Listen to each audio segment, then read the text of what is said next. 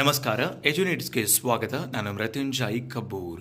Karnataka high court ಬೆಂಗಳೂರಿನಲ್ಲಿ ಖಾಲಿರುವಂತಹ ವಿವಿಧ group D ಹುದ್ದೆಗಳಿಗಾಗಿ ನೇಮಕಾತಿಯನ್ನು ಮಾಡಲಾಗ್ತಾ ಇದೆ. ಹೌದು, ವಿವಿಧ ಗ್ರೂಪ್ ಡಿ ಹುದ್ದೆಗಳ ನೇಮಕಾತಿಗೆ ಸಂಬಂಧಪಟ್ಟಂತಹ ಅಧಿಸೂಚನೆಯನ್ನ ಇದೀಗ ಪ್ರಕಟಪಡಿಸಲಾಗಿದೆ. ಕರ್ನಾಟಕ ಹೈಕೋರ್ಟ್ ಬೆಂಗಳೂರಿನಲ್ಲಿ ಖಾಲಿರುವಂತಹ ಜವಾನ, ಕಾವಲುಗಾರ, ಸ್ವೀಪರ್, ಲಿಫ್ಟ್ ಅಟೆಂಡರ್, ಸಹಾಯಕ ಬೈಂಡರ್, ದರ್ಜಿ, ಧೋಬಿ ಅನ್ನುವಂತಹ ವಿವಿಧ ಹುದ್ದೆಗಳನ್ನು ನೇಮಕಾತಿ ಮಾಡಿಕೊಳ್ಳಲಾಗ್ತಾ ಇದೆ.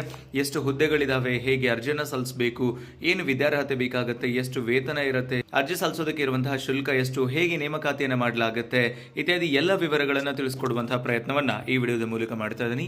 ವಿಡಿಯೋ ಸ್ಟಾರ್ಟ್ ಮಾಡೋದಕ್ಕಿಂತ ಮೊದಲು ನೀವೇನಾದರೂ ಎಜುನೇಟ್ಸ್ಗೆ ಹೊಸಬರಾಗಿದ್ರೆ ಅಥವಾ ಇನ್ನೂವರೆಗೂ ಸಬ್ಸ್ಕ್ರೈಬ್ ಮಾಡ್ಕೊಂಡಿಲ್ಲ ಅಂತಾದ್ರೆ ಸಬ್ಸ್ಕ್ರೈಬ್ ಆಗೋದನ್ನ ಮರಿಬೇಡಿ ಮತ್ತು ಮುಂದಿನ ಎಲ್ಲ ಅಪ್ಡೇಟ್ಸ್ಗಳಿಗಾಗಿ ಬೆಲ್ ಐಕಾನ್ ಒತ್ತಿ ಆಲ್ ಅಂತ ಸೆಲೆಕ್ಟ್ ಮಾಡಿ.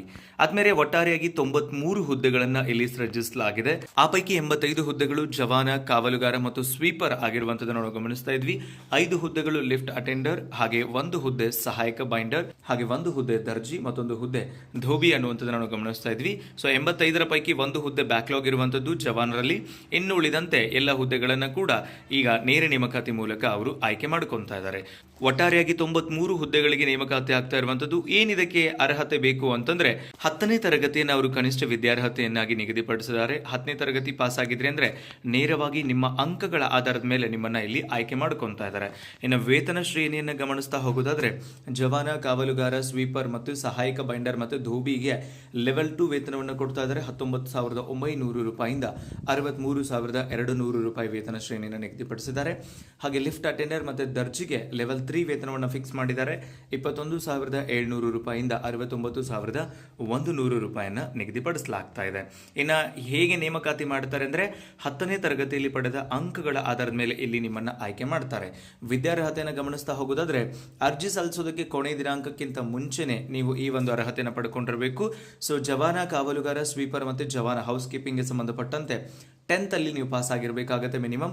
ಲಿಫ್ಟ್ ಅಟೆಂಡರ್ಗೂ ಕೂಡ ನೀವು 10ನೇ ತರಗತಿ ಪಾಸ್ ಆಗಿರಬೇಕು. ಜೊತೆಗೆ ಲಿಫ್ಟ್ ಮೆಕ್ಯಾನಿಸಮ್ ನಲ್ಲಿ ನೀವು ಅನುಭವವನ್ನು ಕೂಡ ಹೊಂದಿರಬೇಕು ಅಂತ ಹೇಳ್ತಾ ಇದ್ದಾರೆ. ಹಾಗೆ ಸಹಾಯಕ ಬೈಂಡರ್ ಹುದ್ದೆಗೆ 10ನೇ ತರಗತಿ ಪಾಸ್ ಆಗಿರಬೇಕು ಮತ್ತೆ ಬೈಂಡಿಂಗ್ ಕೆಲಸದಲ್ಲಿ 2 ವರ್ಷದ ಎಕ್ಸ್ಪೀರಿಯನ್ಸ್ ಕೂಡ ನಿಮ್ಗೆ ಇರಬೇಕು ಅಂತ ಹೇಳ್ತಾ ಇದ್ದಾರೆ. ಇನ್ನು ದರ್ಜಿ ಕೆಲಸಕ್ಕೆ 10ನೇ ತರಗತಿ ಪಾಸ್ ಆಗಿರಬೇಕು. ಜೊತೆಗೆ ದರ್ಜಿ ಕೆಲಸದಲ್ಲಿ 3 ವರ್ಷಕ್ಕಿಂತ ಜಾಸ್ತಿ ಅನುಭವವನ್ನು ಕೂಡ ನೀವು ಇಲ್ಲಿ ಹೊಂದಿರಬೇಕಾಗುತ್ತೆ. ಇನ್ನು ಧೋಬಿ ಕೆಲಸಕ್ಕೂ ಕೂಡ ಅಗೇನ್ 10th ಪಾಸ್ ಆಗಿರಬೇಕು ಮತ್ತು ಧೋಬಿ ಕೆಲಸದಲ್ಲಿ ನಿಮಗೆ ಅನುಭವ ಇರಬೇಕು ಅನ್ನುವಂಥದ್ದನ್ನ ಇಲ್ಲಿ ನಿಗದಿಪಡಿಸ್ತಾ ಇದ್ದಾರೆ. ಇನ್ನು ಏಜ್ ಲಿಮಿಟ್ ಅನ್ನು ನೋಡ್ತಾ ಹೋಗೋದಾದ್ರೆ ಯಾವ ವಯೋಮಿತಿಯವರು ಇದಕ್ಕೆ ಅರ್ಜಿ ಸಲ್ಲಿಸಬಹುದು ಅಂದ್ರೆ ಸಾಮಾನ್ಯ ಅಭ್ಯರ್ಥಿಗಳು ಜನರಲ್ ಕ್ಯಾಟಗರಿಯವರು 40 ವರ್ಷದ ಒಳಗಿದ್ದವರು ಅರ್ಜಿ ಸಲ್ಲಿಸಬಹುದು. 2A, 2B, 3A, 3B ನ OBC ವಿದ್ಯಾರ್ಥಿಗಳು 43 ವರ್ಷದೊಳಗಿನವರು ಅರ್ಜಿ ಸಲ್ಲಿಸಬಹುದು. ಕನಿಷ್ಠ ವಿದ್ಯಾರ್ಹತೆ 18 ವರ್ಷ ಇರುತ್ತೆ. 18ರ ಮೇಲ್ಪಟ್ಟು ಮತ್ತು 40ರ ಒಳಗೆ ಜನರಲ್ನವರಿಗೆ, 43 ಒಳಗೆ OBC-ನವರಿಗೆ, SC, ST ಮತ್ತು ಕ್ಯಾಟಗರಿ 1 ಅವರಿಗೆ 45 ವರ್ಷ ಗರಿಷ್ಠ ಮಿತಿಯನ್ನು ಕೂಡ ಇಲ್ಲಿ ನಿಗದಿಪಡಿಸಿರುವಂಥದ್ದು. ಇನ್ನು ಆನ್ಲೈನ್ ಮೂಲಕ ಅರ್ಜಿ ಸಲ್ಲಿಸಬೇಕಾಗುತ್ತೆ ನೀವು, ಆಫ್ಲೈನ್ ಅರ್ಜಿ ಇರೋದಿಲ್ಲ. ಈ ಆನ್ಲೈನ್ ಮೂಲಕ ಅರ್ಜಿ ಸಲ್ಲಿಸೋದಕ್ಕೆ ಎಷ್ಟು ಫೀಸ್ ಅನ್ನು ಪೇ ಮಾಡಬೇಕಾಗುತ್ತೆ ಅರ್ಜಿ ಶುಲ್ಕ ಅಂದ್ರೆ ಸಾಮಾನ್ಯ ಅಭ್ಯರ್ಥಿಗಳಿಗೆ ಮತ್ತು OBC ಅಭ್ಯರ್ಥಿಗಳಿಗೆ 200 ರೂಪಾಯಿನ ನಿಗದಿಪಡಿಸಿದ್ದಾರೆ. ಹಾಗೆ SC, ST ಕ್ಯಾಟಗರಿ 1 ಮತ್ತು ಅಂಗವಿಕಲ ಅಭ್ಯರ್ಥಿಗಳಿಗೆ 100 ರೂಪಾಯಿನ ಅವರಿಗೆ ಇಲ್ಲಿ ನಿಗದಿಪಡಿಸಿರುವಂಥದ್ದನ್ನು ನಾವು ಗಮನಿಸ್ತಾ ಇದ್ವಿ. ನೀವು ಕೊನೆಯ ಕ್ಷಣದ ಅರ್ಜಿ ಸಲ್ಲಿಸೋದನ್ನ ತಪ್ಪಿಸಬೇಕಾಗುತ್ತೆ. ಬಿಕಾಸ್ ಲಾಸ್ಟ್ ಮಿನಿಟ್ ಅರ್ಜಿ ಸಲ್ಲಿಸೋದಕ್ಕೆ ಹೋದ್ರೆ ನಿಮಗೆ ತಾಂತ್ರಿಕ ಸಮಸ್ಯೆಗಳಿಂದ, ಸರ್ವರ್ ಪ್ರಾಬ್ಲಮ್ ಇಂದ ಅರ್ಜಿ ಸಲ್ಲಿಸೋದಕ್ಕೆ ಸಾಧ್ಯ ಆಗದೆ ಇರಬಹುದು. ಹಾಗಾಗಿ ಆದಷ್ಟು ಬೇಗ ನೀವು ಅರ್ಜಿ ಸಲ್ಲಿಸೋದು ಉತ್ತಮ ಅನ್ನುವಂಥದ್ದು ಡಿಪಾರ್ಟ್ಮೆಂಟ್ನ ಒಂದು ಸಲಹೆ ಕೂಡ ಆಗಿರುತ್ತೆ. ಇನ್ನು ನೇರ ನೇಮಕಾತಿಯೊಳಗೆ ಆಯ್ಕೆ ವಿಧಾನ ಹೆಂಗಿರುತ್ತೆ ಅಂತಂದ್ರೆ ನೀವು ಪಡೆದ 10ನೇ ತರಗತಿ ಅಂಕಗಳ ಆಧಾರದ ಮೇಲೆ, ನಿಮ್ಮ ಬೇರೆ ಬೇರೆದಂತಹ ಮೀಸಲಾತಿಗಳ ಆಧಾರದ ಮೇಲೆ, ಹಾಗೆ ಸಂದರ್ಶನದ ಅಂಕಗಳ ಆಧಾರದ ಮೇಲೆ ಇಲ್ಲಿ ಅವರು ಇಂಟರ್ವ್ಯೂಗೆ 10 ಅಂಕಗಳನ್ನ ಇಟ್ಟಿರ್ತಾರೆ. ಹಾಗೆ ನಿಮ್ಮ ಮೆರಿಟ್ ಲಿಸ್ಟ್ ಮೇಲೆ 1:10 ಲಿಸ್ಟ್ ಅನ್ನ ರೆಡಿ ಮಾಡಿ ಆಮೇಲೆ ನಿಮ್ಮನ್ನು ಅವರು ಇಂಟರ್ವ್ಯೂಗೂ ಕೂಡ ಕರೀತಾರೆ.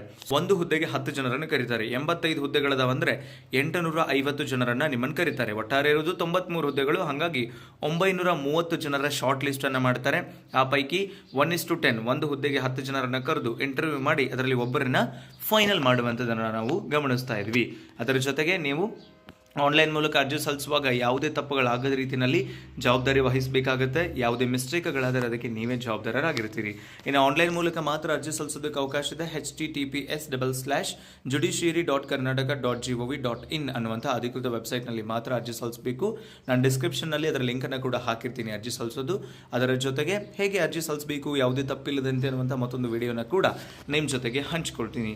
ಅದರ ಜೊತೆಗೆ ನೀವು ಇಲ್ಲಿ ಫೋಟೋ ಆಗಿರ್ಬೋದು, ನಿಮ್ಮ ಸಿಗ್ನೇಚರ್ ಆಗಿರ್ಬೋದು, 10th marks card, caste income certificate, ಹಾಗೆ ಇತರೆ ಮೀಸಲಾತಿಯ ಕನ್ನಡ ಮಾಧ್ಯಮ ಗ್ರಾಮೀಣ ಪ್ರಮಾಣ ಪತ್ರಗಳು, ಹಾಗೆ ನಿಮ್ಮ ಅಟೆಂಡರ್ ಅಥವಾ ಈ ಒಂದು ಸಹಾಯಕ ಬೈಂಡರ್ ಮತ್ತು ದರ್ಜೆ ದುಬಿಯ ಎಕ್ಸ್ಪೀರಿಯನ್ಸ್ ಸರ್ಟಿಫಿಕೇಟ್ಗಳನ್ನು ಕೂಡ ನೀವು ಅದಕ್ಕೆ ಅಪ್ಲೈ ಮಾಡ್ತಾ ಇದ್ರೆ ಅದನ್ನು ಕೂಡ ನೀವು ಇಲ್ಲಿ ಅಪ್ಲೋಡ್ ಮಾಡಬೇಕಾಗುತ್ತೆ. ನೀವೇನಾದರೂ ಈ ಗ್ರೂಪ್ ಡಿ ಯ ಜವಾನ ಹೌಸ್ ಕೀಪಿಂಗ್ ಹುದ್ದೆಗಳಿಗೆ ಅರ್ಜಿ ಸಲ್ಲಿಸ್ತಾ ಇದ್ರೆ ಅದಕ್ಕೆ ಯಾವುದೇ ಸರ್ಟಿಫಿಕೇಟ್ ಬೇಕಾಗಿಲ್ಲ, ಎಕ್ಸ್ಪೀರಿಯನ್ಸ್ ಸರ್ಟಿಫಿಕೇಟ್ ಅನ್ನು ಕೂಡ ನೀವು ಇಲ್ಲಿ ಅಪ್ಲೋಡ್ ಮಾಡಬೇಕಾಗಿಲ್ಲ. ಯಾವುದಕ್ಕೆ 85 ಹುದ್ದೆಗಳಿಗೆ ಸಂಬಂಧಪಟ್ಟಂತೆ. ಇನ್ನು ಉಳಿದಂತಹ ಏನು ಬೇರೆ ಹುದ್ದೆಗಳಿದಾವೆ 8 ಹುದ್ದೆಗಳು, ಆ ದರ್ಜಿ ದೋಬಿ, ಲಿಫ್ಟ್ ಅಟೆಂಡರು, ಸಹಾಯಕ ಬೈಂಡರು, ಅದಕ್ಕೆ ಮಾತ್ರ ಎಕ್ಸ್ಪೀರಿಯನ್ಸ್ ಅನ್ನು ಕೇಳಿದ್ದಾರೆ.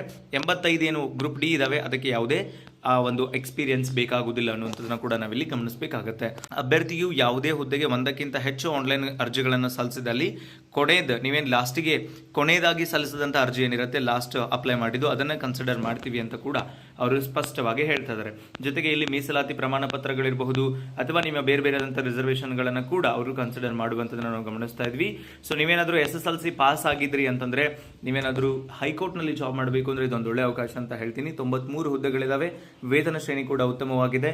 ಸೊ ನೀವು ಕಣ್ಮುಚ್ಕೊಂಡು ಅರ್ಜಿ ಸಲ್ಲಿಸಬಹುದು. ಮೆರಿಟ್ ಲಿಸ್ಟ್ಗೆ ಶಾರ್ಟ್ ಲಿಸ್ಟ್ ಆದ್ರಿ ಅಂದರೆ ನಿಮ್ಮನ್ನ ಇಂಟರ್ವ್ಯೂಗೆ ಕರೆದು ಇಂಟರ್ವ್ಯೂನಲ್ಲಿ 10 ಅಂಕಗಳಿರ್ತವೆ.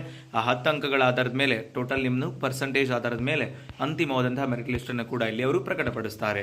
ಸೊ ಇದಾಗಿತ್ತು ಕರ್ನಾಟಕ ಹೈಕೋರ್ಟ್ನ ಗ್ರೂಪ್ ಡಿ ನೇಮಕಾತಿ ಅಧಿಸೂಚನೆಯ ಒಂದು ಪರಿಚಯ. ಇದಕ್ಕೆ ಸಂಬಂಧಪಟ್ಟಂತೆ ಮುಂದಿನ ವಿಡಿಯೋದಲ್ಲಿ ನಿಮಗೆ ಹೇಗೆ ಅರ್ಜಿ ಸಲ್ಲಿಸಬೇಕು ಯಾವುದೇ ತಪ್ಪಿಲ್ಲದಂತೆ ಅನ್ನುವಂತಹ ಮಾಹಿತಿನ ಹಂಚ್ಕೊಳ್ತೀನಿ ಅಂತ ಹೇಳ್ತಾ, ಏನಾದರೂ ನಿಮಗೆ ಕನ್ಫ್ಯೂಷನ್ಗಳಿತ್ತು, ಕ್ವಶನ್ಗಳಿತ್ತು ಅಂದರೆ ತಪ್ಪದೆ ಕಮೆಂಟ್ ಬಾಕ್ಸಲ್ಲಿ ಹಂಚ್ಕೊಳ್ಳಿ ಅಂತ ಹೇಳ್ತಾ ಸಿಗೋಣ ಮತ್ತೊಂದು ವಿಡಿಯೋದಲ್ಲಿ. Thank you so much. Have a good time.